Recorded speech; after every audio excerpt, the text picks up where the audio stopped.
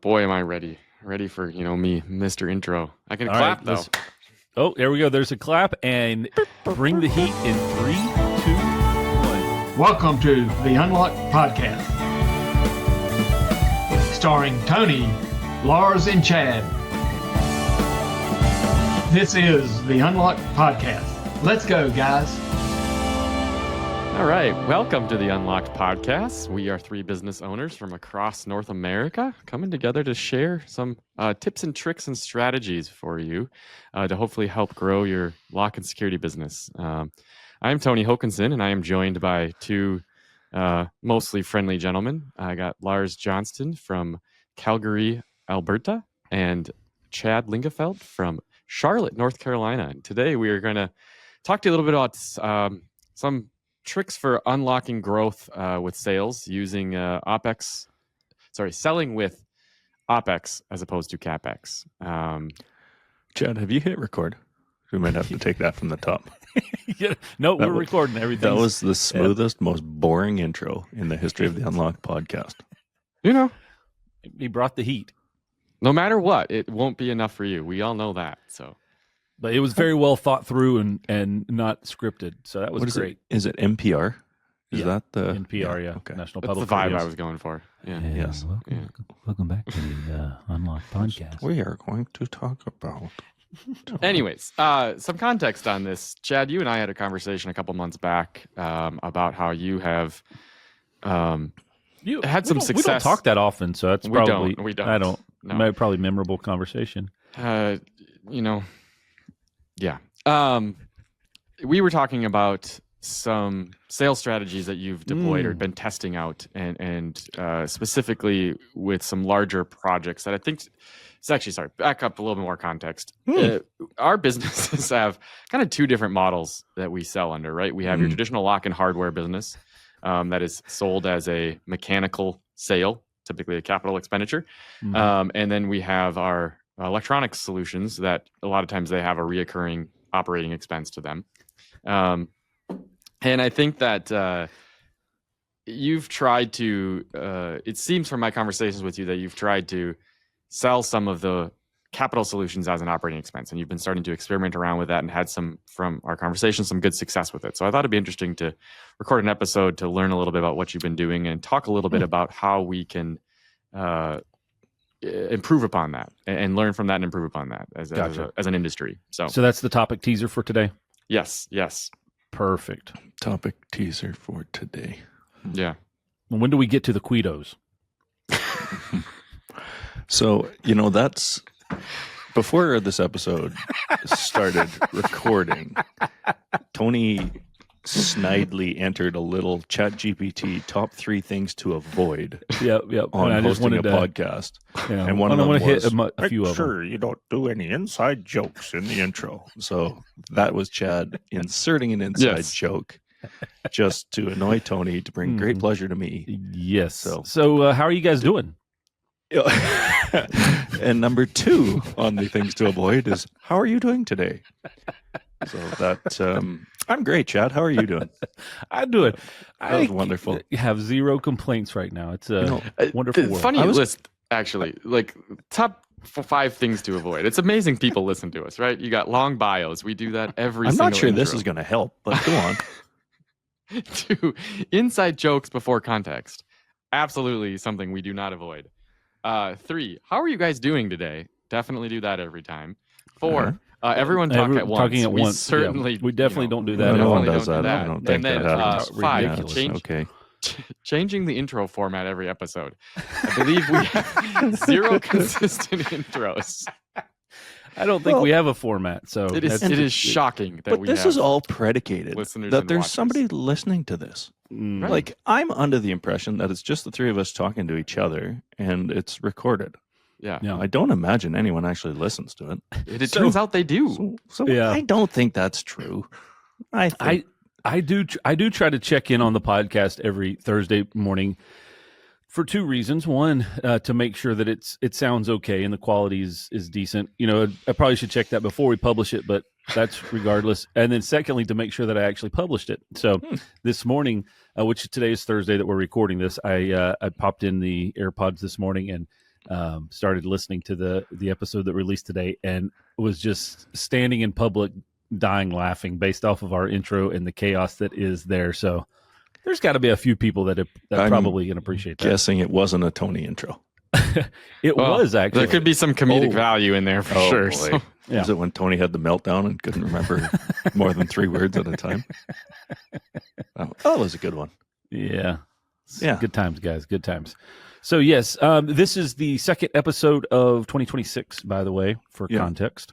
Chad, before you jump in, Tony, was there anything else on the list that we haven't done yet? Nope, that was the entire list. Yeah, so we nailed everything. We've nailed it. We are 5 for 5. Perfect. Doing fabulous. Good. And then the thing is, I would have probably not done any of those had you not sent that list prior to the recording. Oh, you absolutely would, because we do it. It was a every bingo single time. card. We do it every single time. I don't know. That's true. Yeah. Okay, so so the context of this is looking at different ways to get kind of a big sale. Yes. Yeah. Or do you want to maybe I explain to us that aren't accountants what OpEx and CapEx is, just at a high level, quickly? Yeah, I was thinking you would do a much better job of explaining that. Do you know what it is? You don't even know what I know what it is. Yes, but I just you write it. I just enjoy hearing you talk, and you enjoy hearing yourself talk. So I figured that it would be good for you to explain it. Okay, high level. CapEx is a large one-time capital, generally a large asset expenditure that is part of a separate budget. Operating expenses are your ongoing expenses that are used to run the business. So one of them is more of an investment in an asset, and the other one is an operating expense. Typical would be buying a car, would be buying the asset. Putting gas in the car, that would be an operating expense. So we're talking about, instead of companies nowadays generally don't have $1 million to spend on a new key system, what they might have is $150,000 a year for the next 10 years. Yeah. Another good analogy. I like your car analogy there, right? Like the lease is the operating expense. If you're leasing a vehicle, it's operating expense. If you're buying the vehicle, it's an investment.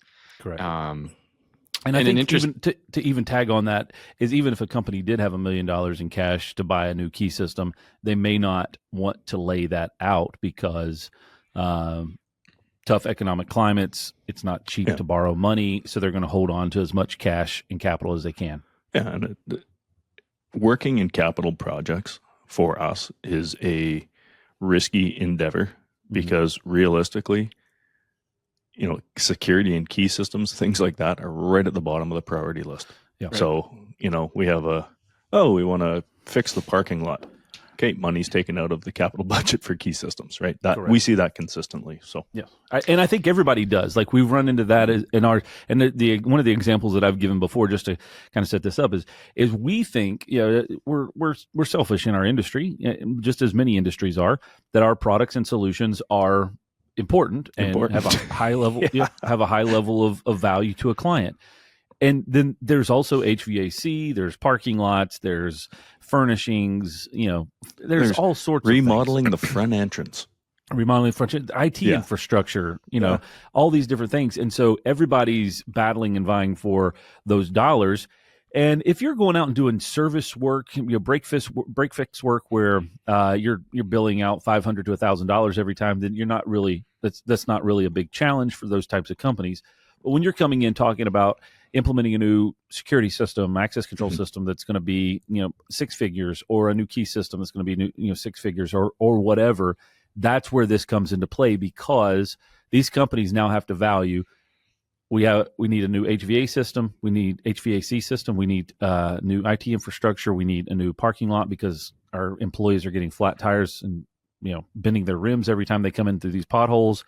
Or are we going to upgrade our camera system, access control system, or key system? And to Lars's point, those typically just get pushed off to the next year, to the next year, to the next year, because unless there is regulation that enforces it, or a traumatic experience, something that would force a reaction on it, those two things are going to become deprioritized. Yeah, and I think this is an important topic because up until, I don't think many people think about it from a sales standpoint. Is the person buying from a CapEx standpoint or an operating expense standpoint? I know it's something that from a sales standpoint I've haven't thought about until a couple of years ago when customers started talking to us about it and how they're thinking about things. I remember specifically 4 or 5 years ago, multifamily property manager was explaining to me, we were trying to sell him Eagle Eye. And he was like, I don't want this as an operating expense. Every operating expense decreases my valuation of my business. I can't purchase this as an operating expense. Yeah. And I want it all as a capital expense. And we're seeing that as we sell more and more cloud solutions, that there are some property managers and building owners that, and it typically is that people that own the building, that are adverse to operating expense, and they want to minimize that. So by having those conversations with customers, we're able to bundle a lot of the subscriptions up front and tailor the sale to them. And I think on the flip side, Jack, the conversation you and I had was the facility manager that had a certain amount of operating budget that he had control over, and he actually preferred things as an operating expense because it was an easier process. And I think a lot of times you see that in, like you were talking about, those larger sales. There's a higher approval process. Typically I think managers of facilities and properties have certain budgets, a capital budget and an operating budget, and the way they put it into the budget can help you get the sale and help them more quickly or quicker. So yeah, I would say to start with, the biggest thing is understanding who your actual customer is. So the situation that you're kind of talking about is there is a business owner or the ultimate end user, but they've hired a property management company, and so the property management company has, I don't know, make up a number because I don't know exactly what the budget was, but say they have a $3 million a year operating budget that they get to, distribute kind of as they need to maintain the building and facilities. If it's anything as a capital expenditure, so a one-time large investment expense, they have to go back to the end user to get approval for that. And in order for them to do that, they have to effectively take all of the proposals and bring it to an investment committee for that end user. So it's multi-billion-dollar organizations, and they are going to review all this stuff, and everybody and their brother in the organization are going to be coming in and pitching, here's the thing we need to spend money on, here's where we need to invest money. And so when you're talking to the facility manager or the property manager in that situation, they're saying, in order for us to get this approved as a capital project that's going to be 6 figures and complicated, we have to go and do triple the work because we've got to go get additional bids. We've got to find all the vendors, vet it all out. And then we've got to put together a proposal to take to the investment committee to convince them that it is worth their time and energy to invest dollars into this project. And that's a lot of work. And so, from a property manager perspective, they're like, we have a lot of other stuff to do. We don't want to designate that amount of time and energy to try to go pitch this to an investment committee. So once we had those conversations with them and understood that they did have, they had control and a little more autonomy over their operating expenses, they said, well, if we could figure out a way to digest this into our operating expense, the budget that we're already allocated, then it's an easy yes for us because we want the product, we know the benefits of it, and we get to make the decision on it instead of having to take it to an investment group. So then the onus was back on us as a company. How can we convert a 6-figure project down to a digestible operating expense project that they can say yes to very quickly? Right. Yeah, I'd use an example that's very tangible because it was a strategy about 2019. I think there was a shift, at least in the Canadian market. I don't know about down there. But there was a large change from having those big capital budgets, and times are just a little tighter. I know in my city, commercial real estate was there was a plethora. Is that a word? There was a lot of it. Yes. Yeah, I wanted to show off. That was my word on the calendar today. But Perfect. there was a lot Well of real estate, so that just meant the operating budgets were going down, and so the times were tough and capital budgets were tighter. So we had a rekey of a facility that was I think about 8,000 cylinders, and we're upgrading to a new key system, and I know it was about $700,000 or $800,000, but they didn't have the capital budget for that, but they really needed it because they were spending, I don't know, $80,000 a year, rekeying and doing crap with us. So we went there, locked in some project kind of pricing with the manufacturer, guaranteed it, and then walked through how operationally this would look. If they said, okay, if you can allocate $100,000 for this year, for instance, okay, maybe we can do all the stairwell doors, because operationally, if you need to get in the stairwell, you'd know it'd be on the new key. Or maybe we do the janitor rooms, or whatever the highest risk ones were. And we just systematically kind of did a budgeting forecast with them and saying, okay, we're going to build the key system. All the kind of the upfront costs are in the first year, but then year 2, we'll do this section, year 3, this section, et cetera, et cetera, et cetera. And so it took a $700,000 or $800,000 project that they went to RFP, but this was like our, at the bottom of the RFP was, any other additional comments kind of thing. That's where we added this. And that was the thing they picked up on. They're like, okay, tell us how this would work. So it was, it stretched it out. It was like a multi-year implementation. It was, yeah. And and of course to us, it stretched it out. It's nice to have that big lump sum chunk, but at an operating budget, the margin is actually higher. We're charging them more because they're not buying as much. Economies of scales don't exist as much. But the $700,000 project probably worked out to be $1.2 million because it was over 5 years. Yeah. So that was effectively figuring out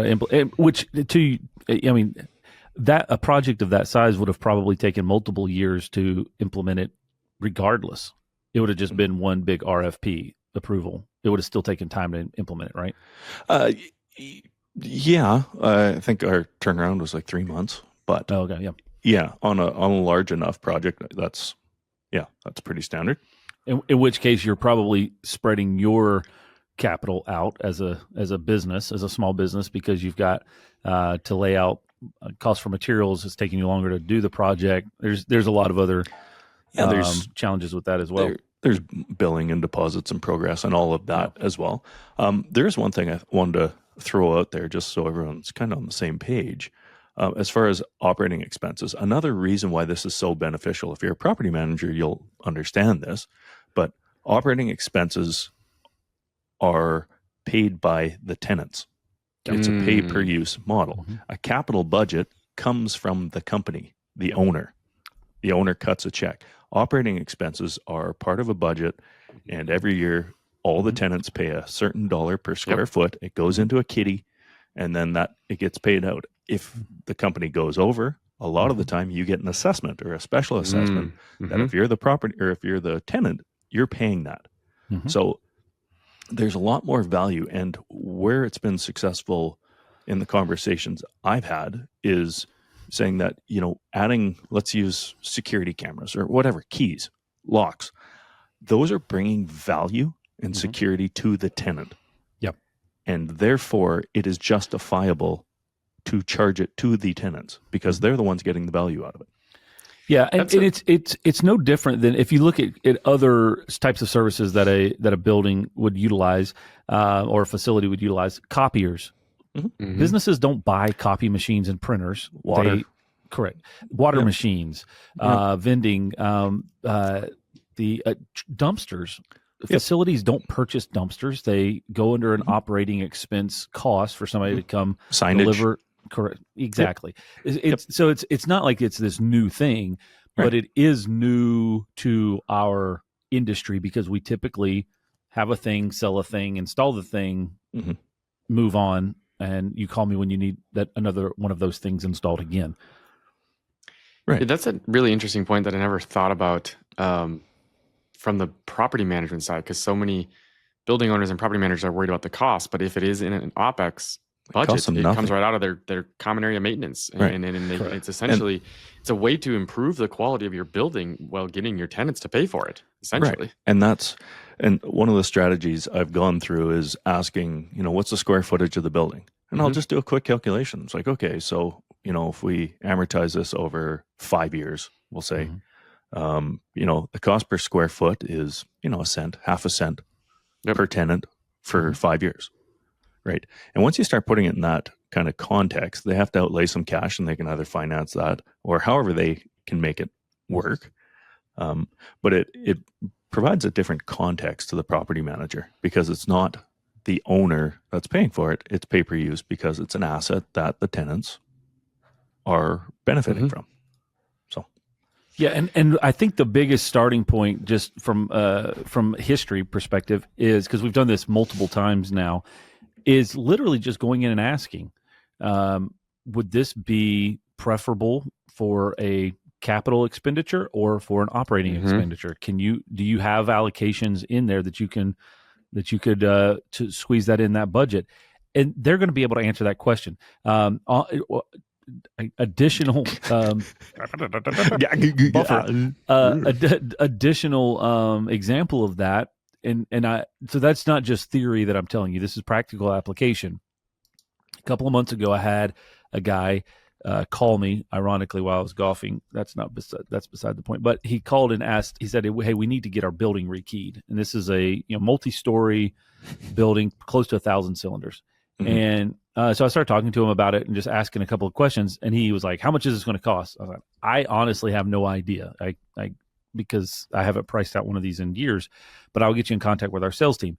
And so we started chatting back and forth. And before we wrapped up, I said, "Hey, real quick, if there was a way to do this as an operating expense for your property management company versus it having to be a capital purchase, would that be of interest?" And he said, "I didn't even know that would be a possibility."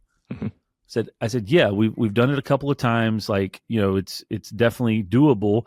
Just first of all, is it of interest?" And he said, "I will talk to my property manager tomorrow and get back with your sales guy."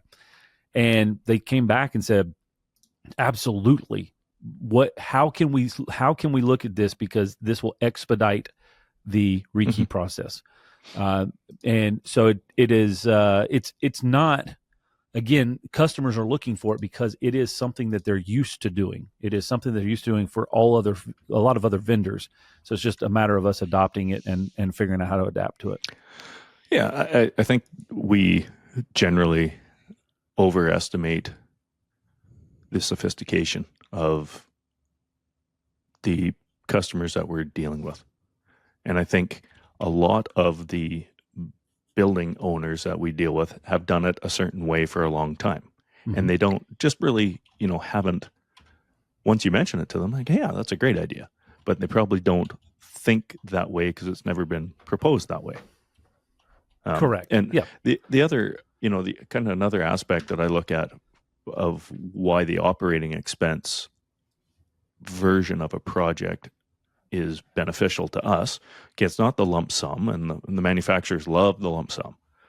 But if you get into an operating expense, you are virtually guaranteed to also have that service for the rest of that building. And you build very good relationships because you are dealing with this people, probably on a weekly meeting, a cadence. There's a good bingo check mark. Card. There's a cadence. But you start building a really good personal relationship with these decision makers that are going to be highly involved in these projects. And it also gives you that opportunity to say, "We also do this for cameras, card access, operators, sliders, door and frame." It gives you that opportunity. So I look at our second biggest customer is this customer I talked about, was our first kind of foray into the OpEx. And I know them all by first name, like we're on a text basis kind of thing, because I basically spent an hour with them every week for 3 years. So, it's just another thing to consider and look at. There's a lot of benefit there. Yeah, so this is the area I think that is really beneficial, because I think historically you have two types of companies out there that are in the security world, right? You have your alarm and camera companies, and then you have your locksmith companies. And I think the alarm and camera companies are super familiar with these types of conversations, right? They're selling an RMR. You see a lot of companies out there, specifically the larger ones, that are almost giving you a system for free and then selling it all as OpEx. And I think on the locksmith side, most locksmiths are used to your traditional capital expense model. And I think a lot of times it's because or it is an OpEx and they don't realize it. They're not having the conversation because it's very much so break fix, and they just don't know that this conversation is a thing. Yeah. And the thing that intrigues me is trying to blend the two models together, specifically on these types of larger products that you guys are talking about.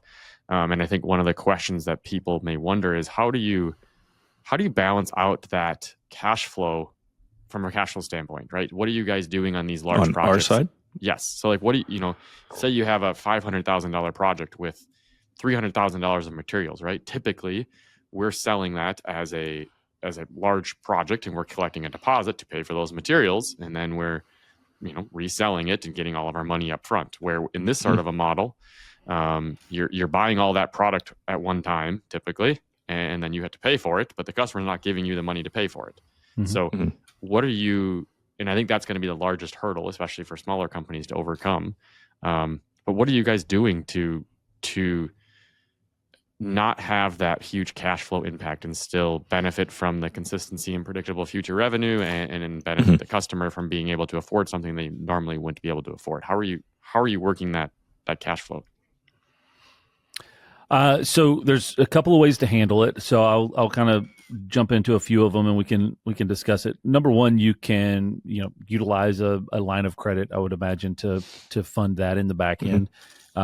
If you have cash on hand, retained earnings, you could set a portion of that aside to basically reinvest into a long-term return. You're going to get interest back on it based off of your pricing model that we may or may not discuss here in a few minutes. But so you're going to earn that back, and you would have to look at, is there value in leaving that money for retained earnings sitting in a money market, or can I take it out, invest it into some product or some installation and get a higher percentage back on it over a period of time?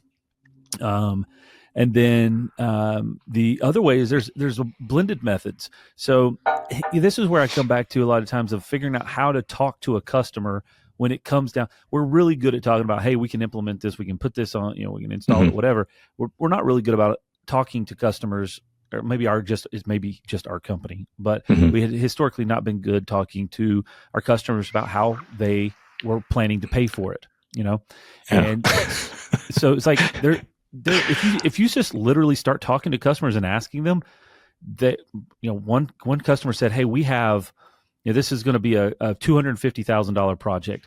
We have an allocation of $100,000 that we have left in our budget for this year. So can we split this up? Can we pay $100,000 this year out of capital and then do an OpEx for the remainder? Well, sure, we could probably make that happen, but it's just understanding what maybe they only had $30,000 left over for their CapEx for their CapEx projects for that year.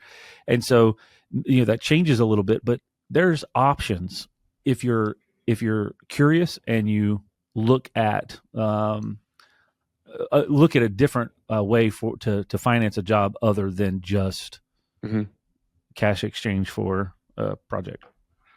Yeah, I think that was probably one of those moments where Uncle Glenn will be screaming at you, Chad, do not use the line of credit to buy extra inventory to get a couple points.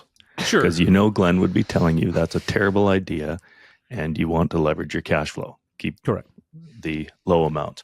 But it is one that does expose you to some risk, of course, if something goes wrong. You've got a whole bunch of widgets that you've paid for and sitting on your line of credit.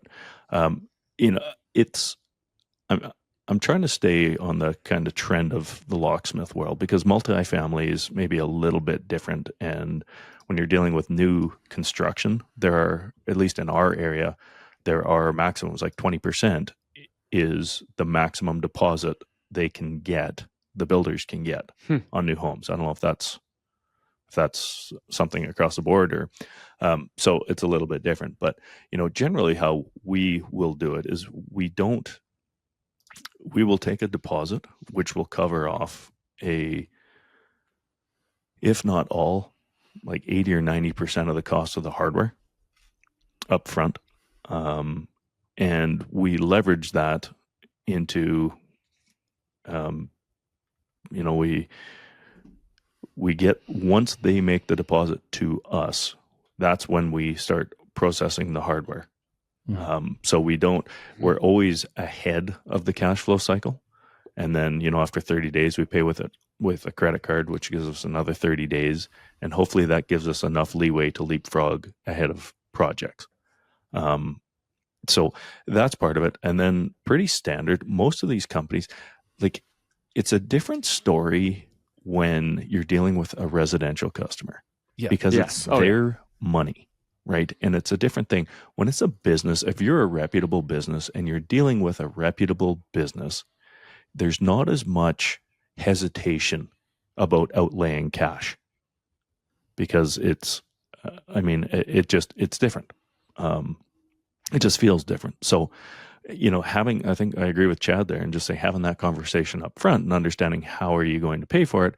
We will generally say, like, okay, on a 5-month project, we'll send you an invoice for work complete at each month, right? And that allows us to cash flow the labor portion.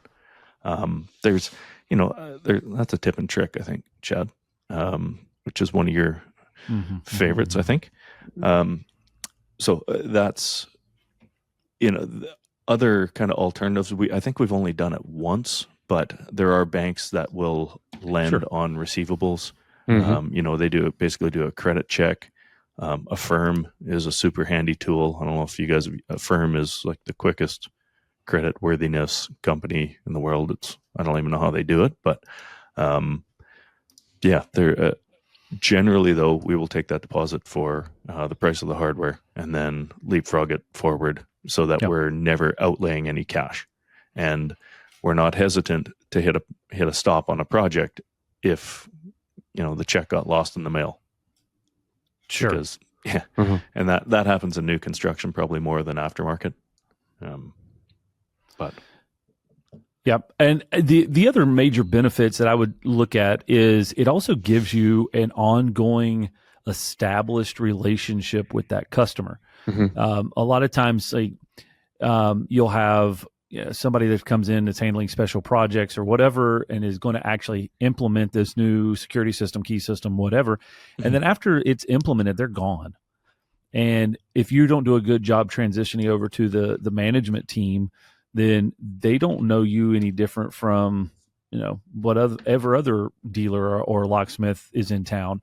So, and you may think, hey, we're locked in on this because we did the install, and that's a load of garbage because it can be displaced pretty easily. And so having an ongoing relationship with them where they're sending you a check every month, somebody in that organization is well aware that you're being paid for this project and this product, and so you're going to be having ongoing service with them. And there's a lot of stuff where you can tie that into extended service agreements. Like you're providing additional long-term value for that customer, and a long-term relationship with them as well. Yeah, it certainly adds to that stickiness, and I think we talked about that a few episodes ago. And I think that should be pretty close to your top priority in business. Yeah, one takeaway there, I think you mentioned the line of credit. I would expand that a little bit to just say, if you want to do this, just go have a conversation with your bank and talk to them about it. It's almost an investment idea, right? And say, what sort of support would you be willing to give me in this sort of a thing, right? It's one thing to just get a line of credit to say I have a line of credit. It's another thing to say, I'm looking to try to sell X amount of operating expense sales. Sure. And what sort of a financial support can we get off of this? And maybe even put together a plan of sorts to have to them to review with them. And I think you'd be surprised at that they'd be willing to give you some terms on that, make some money of their own, and you build that into your pricing with the customer. So the second thing I would say is talk to your manufacturer. I know some of our manufacturers have built-in programs to help with this, right? Where they literally sell you the equipment as a complete program, operating expense program. So some manufacturers may not have something like that built in, but a lot of times it would be good for him to hear that feedback and then have some flexibility or potentially come up with some options like that as well. But depending on who you're working with, they might have some ways to help with selling from an operating expense standpoint. And I would encourage people to look into those and give them a try, because again, you might discover some new sales opportunities there. So is Is this consistent? Are you guys finding this to be consistent that people are looking for operating expenses rather than capital? I can tell you that most every time that we have pitched it, and when I say most every time, let's put it up in the high 80% range. It is of high interest. Mm-hmm. There were two times now that we pitched it that the CFO for that particular organization said they preferred not to do OpEx. Similar to what I think Tony was saying earlier. It's relative to the business and how they're or the end user and how they prefer to operate their funds. So I guess the message there is just to think of it as an option. Correct. And bring it up, because it's almost backwards to me, because when we're talking about locks and keys, mechanical stuff, suggesting operating, it's like, oh, that's actually a really good idea. But then we move to the security side and we're talking about cameras and access, and we talk about, okay, there's a subscription or whatever. Correct. Oh, we don't want that. It's, we want to, which doesn't make a lot of sense to me, but it does, because my next, my question, and I know, Tony, you have an agenda that I didn't look at, but I was going to say, if somebody doesn't want the operating expense, so let's use just Brevo. We're all Brevo dealers. I don't want a subscription. I want to pay one price and be done with it with a cloud hosted service. Yeah. How do you handle that? So the way that we've talked about it before is because they say it has to be. We've literally run into situations before where they say we cannot have an operating expense. It has to be a capital expense. Okay, cool. We will include 3 years or 5 years of the subscription fees inside of the initial install, and it's covered. And then when that is up, and we'll come back in, obviously, to negotiate. And that's really where you're looking at.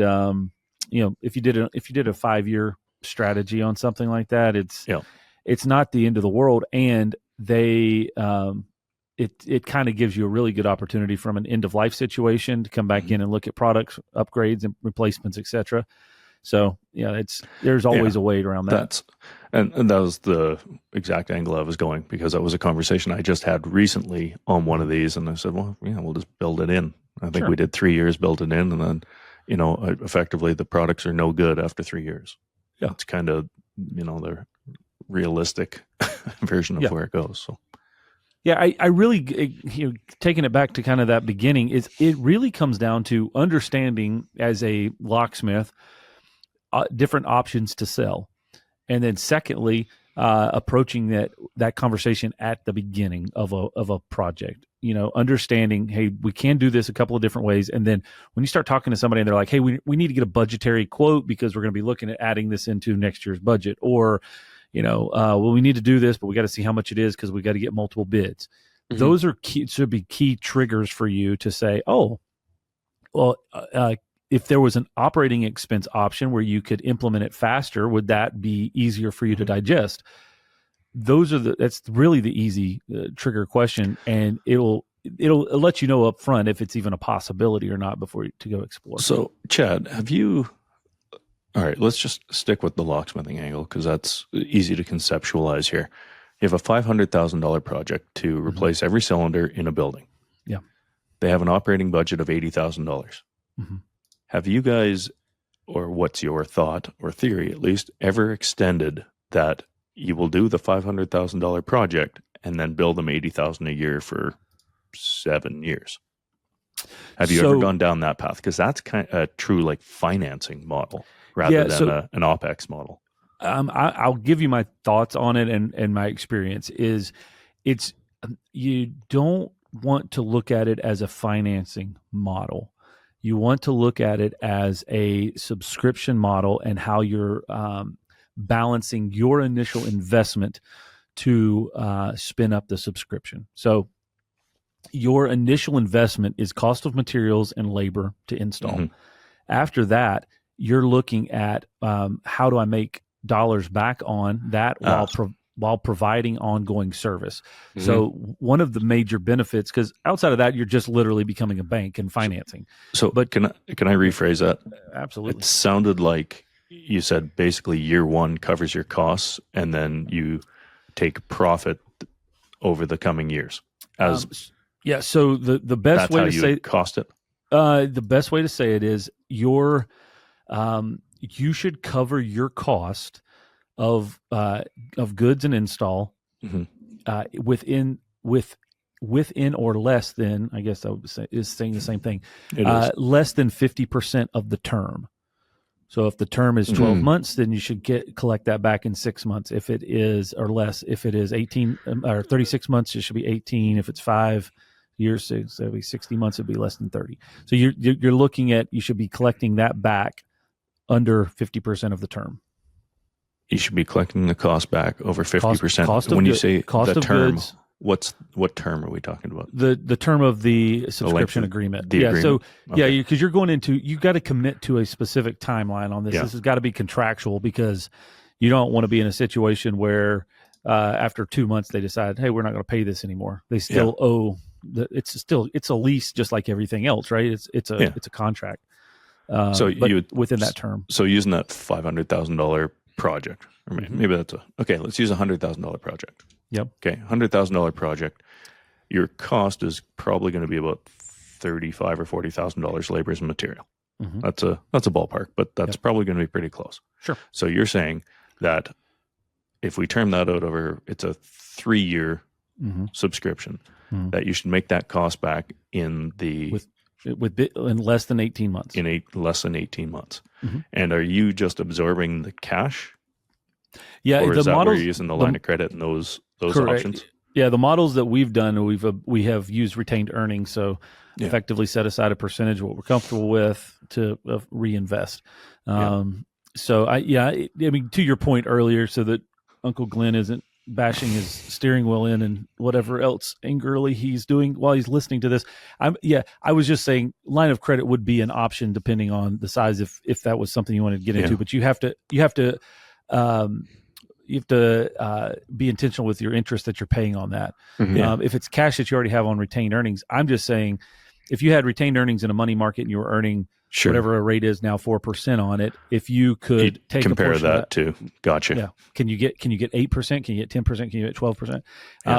And it may be a smarter investment of those dollars versus it just sitting there. Yeah, and that's probably a mature business, because I think the majority of us aren't going to have that kind of cash outlay. Like, I would look at, on that same project of $100,000, I think my cost would be about 40. I would probably look for a deposit and payment combination of the $40,000 in year one, and then just be more patient on the profit portion of it.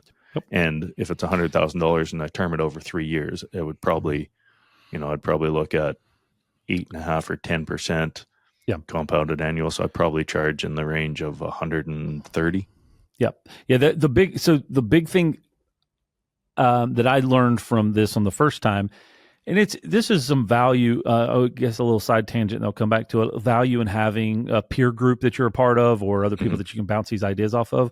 So I took this model that I'd come up with in my head to my Vistage peer group. What? You just said you came up with this model in your head, and I know you better than that. You read it somewhere, or I said it, and now you're just taking credit for it. But go ahead.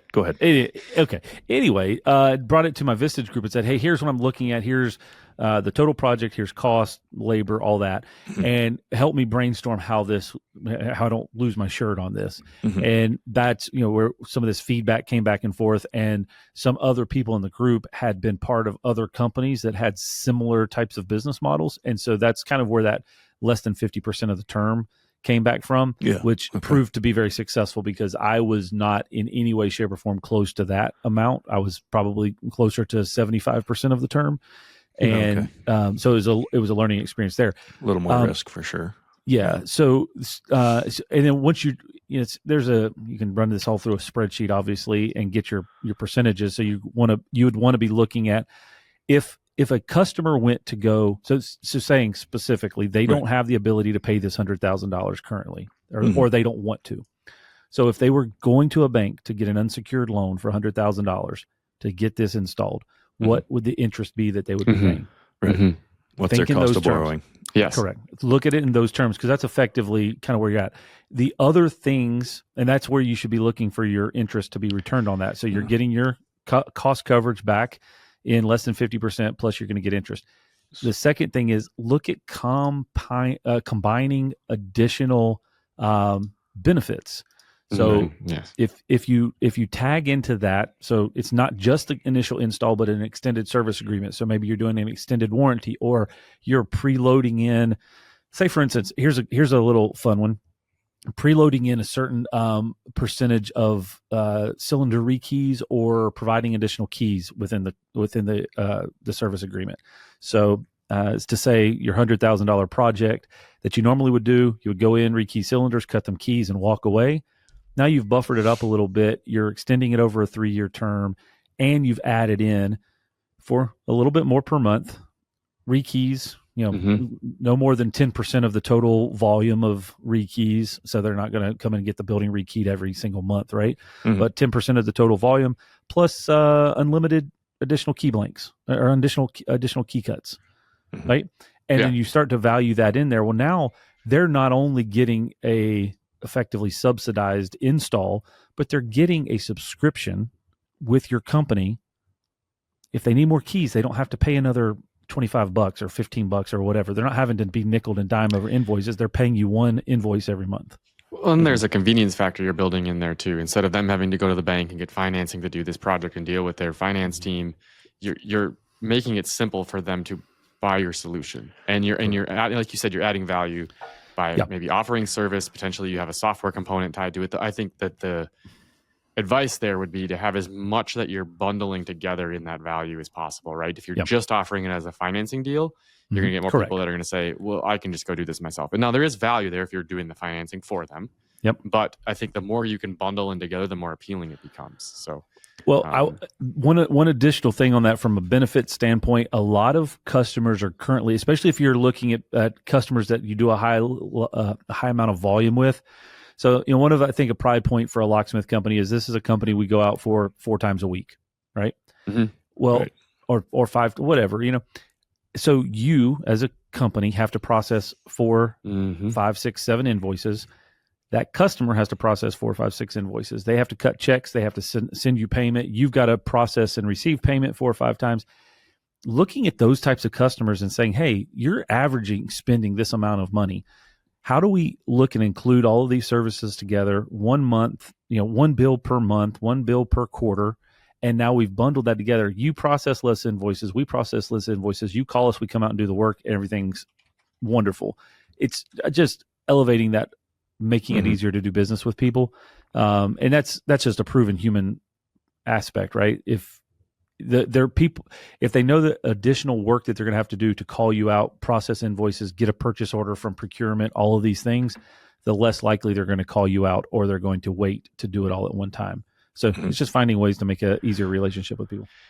Yeah, I've been sitting here and digesting this, and I'm not sure I'm quite there yet with financing it internally. I think I would immediately be looking at a bank to, basically sell off that receivable. And maybe if it's 40 grand, that's probably a risk I can live with. If it's 200 grand, I'm probably not going to shoulder that risk myself, and might look at a financial institution and say, this is a subscription. What can you provide? And, they take on the risk and take their cut for it. So, because I know there are companies that do that. Most major lenders will do that, but it's usually an offshoot of the lending. Of course, banking in the U.S. is completely different, but I digress. Yeah.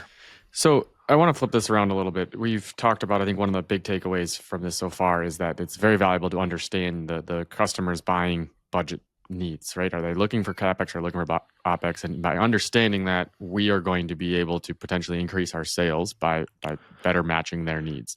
My question for you guys is, as a business owner, from your standpoint, would you rather sell a CapEx solution or an OpEx solution, and why? Would say that question again. Would I rather sell? Would you rather have a business that is CapEx driven or OpEx business as a business owner yourself? Would you, if a customer came to you and said, I have a $100,000 project and I'm indifferent on how this purchase is handled, would you rather sell them as a CapEx solution or as an OpEx solution, and why? Lars, you want to go first? Yeah, I would say this answer will change based on my life of my business. I would say 10 years ago, I would want the capital. And I would want to take that money and I would want to reinvest it to hire some more people or buy more trucks or reinvest in the company for growth. Now that we're in a more mature business, what we're looking for is recurring revenue, which commands a higher multiple for someday if we sell, and contractual revenue commitments from customers is extremely valuable, and it's more valuable than cash right now. So it's changed more towards an OpEx kind of continuous recurring revenue rather than the CapEx that was more when we were trying to scale up to meet demand. So that's where I'm at. If the capital investment on my side was negligible, I would do all OpEx for sure. Okay. I think why? One, it creates a better value for the business long term, and it creates consistent income for the business, predictable, consistent income. Yeah, no, that makes sense. Yeah, which is even just emotional energy. Sure. Associated with not sure what you're going to do in sales this month. Yeah. Right. Being able to flatline it a bit is. Yeah. As we have grown our recurring monthly revenue, or recurring annual revenue, whatever term that you want to use, it has made the business more predictable, consistent, less stress, all those things, because you're starting the month with billings and bookings, and you're kind of ready to go. My takeaway there is a lot of this is pretty complicated, right? There's a lot of financial understanding you have to have. There's a lot of more in-depth conversations you have to have with the customer, but ultimately there is a ton of benefit you can get out of it, right? You can potentially increase your sales because you're going to match customers' needs better, but also you can really increase the value of your business the more you try to push sales towards an operating expense model. So I do think that it's an important thing for people to understand and experiment around with lightly. Obviously, there's some ways that you can really financially get in trouble. Yes. And it is certainly a risky model. But I know there's plenty of good books out there on reoccurring revenue models and subscriptions and just the value of subscriptions to a business. I think one of them is the Forever Transaction. I think there's a handful of them out there, but if you Google even just RMR books, there's a handful to read into. I don't know if you guys remember any other ones that you've read, but yeah, there is a lot of value to the business to understand selling as an OpEx model, and I think in specifically in the locksmithing world, I don't think we think about it enough, and I think there's a lot of evolution we can do as an industry to try to match more of the alarm industry model. So. Cool. Yeah, and that's a pretty good segue, Tone, because we're talking about a lot of leverage. That's really what we're talking, and leverage is a terrible idea for upstart companies. Sure. And it's the golden rule is still you should make $1 before you spend $1. Yep. So I would stick to that. If you were in a more mature business, I would certainly be looking at there are some ways to leverage it. And even if you are in an upstart and you're looking to move towards OpEx, I would probably just de-lever a little bit and look at getting a deposit to cover those costs. So in the $100,000 example, if your cost is $40,000, get a $40,000 deposit, and then you can get a little bit frisky with your profits. Yep. Which might be the safest way to do it. 3 books that I've finally remembered. One is called Subscribed. I mentioned the Forever Transaction. What's it about? Reoccurring revenue. I just mentioned this. That was the joke. Anyways, the Forever Transaction. There's an author out there called Robbie Kellerman Baxter. She has, I think, 3 books on reoccurring revenue and selling operate as in a recurring revenue model. And then The Automatic Customer by John Warlow is also another good one if people are interested in some books that are related to kind of this topic, at least. So you can text Tony directly for book recommendations. Sure, they can. Yes, they can. Yes, they can. So, Hordes. anyways, Chad, what are we talking about next week? So next week will be our third episode of 2026, and hopefully by that time, now we'll be recording that early in 2026, but it'll be the third episode that we release, and we're going to be talking. We'll be talking about things that we are implementing this year in our business to basically impact this current year's growth. So. I want to chat with you guys. What are the things that you're actively implementing? Changes? Maybe it's some new KPIs. Maybe it's new process, new workflow. What are the big changes that you're looking to implement in 2026 that you're planning for a big return on in your organization? I think we can muddle our way through that, Chad. Yeah. Should be possible. Yeah, I'm prepared to lie. I did want to give a couple shout outs because we have had some viewers, listeners. What are they? Watchers. Today's watchers. Oh boy. Okay, perfect. Watchers. Colin, I think, reached out to all of us. Colin, is it Ferran? Ferran? I'm not sure. I think Colin reached out to all of us. He was just said, "Hey, appreciate your the efforts on the podcast." So he's obviously full of crap, but it was nice. He said, just looked into things, was talking about software. Can you imagine somebody in the locksmith industry struggling with a software platform? Oh, hard to believe. But, that was neat because we just had a quick chat and just talked about some of the things that we'd discussed. And then Adam Smith, which is probably the most generic alias I've ever come across. Adam Smith. And he's a buddy of Michael's. And I guess he's going to be in the Phoenix area, but I think he reached out, or Arizona. That might have been insulting, whatever. But yeah, he reached out and, was just tossing around and talking about the sales compensation. And I think I sent that message to you guys earlier this morning and, gave a couple topics, but it was cool. It's neat having people in the industry reach out and say, for some reason I stumbled across this and listened to it for more than a minute. Yeah. Generally says, Lars, you're great. That other guy is okay. And the goofy guy with the beard, we could do without, but I'm paraphrasing here. Oh, but naturally. That's cool. Another good topic that so I had a meeting with 3 companies in our industry maybe a week ago as we're recording this. They reached out about building a sales team, and I don't know anything about it, so I just made some stuff up. Anyways, we had a really good conversation, and so I think if I can be a little direct, because we've had a couple of messages that have been sent to us about understanding compensation or how to pay a salesperson, how to pay a technician, and I understand the context of where they're headed. I think the question that is being asked is incorrect, and it's less on how to compensate them and more of what is it that we're expecting them to do.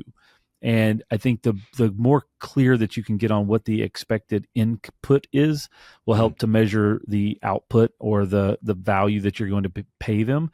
And I think we've jumped to how are we going to pay people, but we don't actually know what we're asking them to do. What do you pay your tech? We're paying them. Correct. Yeah. What do you pay your tech? What do you pay your tech is the question. What you're actually needing to know is what does your technician do? What am I getting for the money that I'm spending? Correct. Yeah. So I think that's a topic that we should really look at in 2026. And then the second one that I really dove into with this team, and I know we did a podcast on this, and I think it's probably one that we should resurface and discuss, because I know for me have what